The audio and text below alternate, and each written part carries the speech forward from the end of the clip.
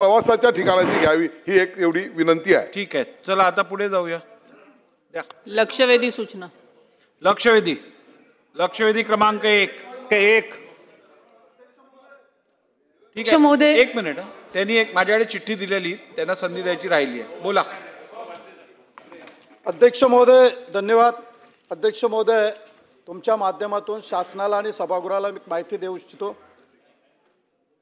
की अध्यक्ष महोदय, शनिवारी सकाळी 5 वाजता 3:30 वाजता साकीनाका विभागामध्ये शास्त्रीनगर काजूपाडा या ठिकाणी गोहत्या करण्यात आलेली आहे आणि याचे परिणाम तर संपूर्ण काल आषाढी एकादशी निमित्त संपूर्ण हिंदू लोकांच्या भावना दुखावल्या गेलेल्या आहेत।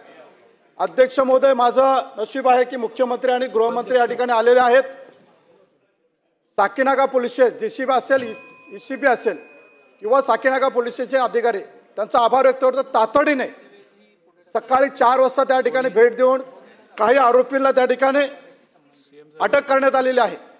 अध्यक्ष महोदय, माझी विनंती आहे की हे जे आरोपी पकडले गेलेले आहेत हे त्या ठिकाणी याचा मुख्य आरोपी हा रौफ याकूब कुरेशी आहे। याची 3 मुलं पकडलेली आहेत। अध्यक्ष महोदय, हे रॅकेट जरीमरी अध्यक्ष महोदय जरीमरी ते बीड जिल्ह्यापर्यंत आहे।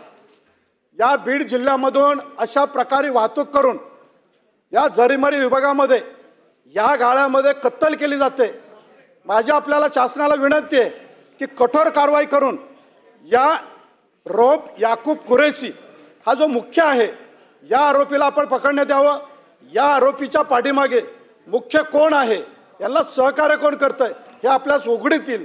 म्हणून माझी विनंती आहे की सर्वात पहिलं रौफ याकूब कुरेशी यांना तातडीने याच्यावरती कारवाई करून याला अटक करण्यात यावी आणि ज्या गाळ्यामध्ये अशा प्रकारचं कृत्य केलं जातं तो गाळा अनधिकृत आहे, याच्यावर कारवाई करावी, शासनाने योग्य कारवाई करावी। ठीक आहे, चला लक्षवेधी क्रमांक 1